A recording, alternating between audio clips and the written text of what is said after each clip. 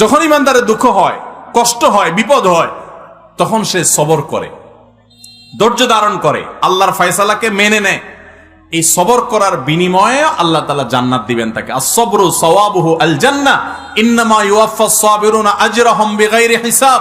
আপনারা কি জানেন কিয়ামতের ময়দানে কোন ইমানদারকে, কোন মানুষকে আল্লাহ তাআলা কোন হিসাব করে বিনিময় দিবেন না, বিনা হিসাবে দিবেন, যে হিসাব নিকাশ নাই, বিনা হিসাবে ঢেলে দিবেন আল্লাহ তাআলা কাকে জানেন? একমাত্র ব্যক্তি সবরকারী। কোন ব্যক্তি?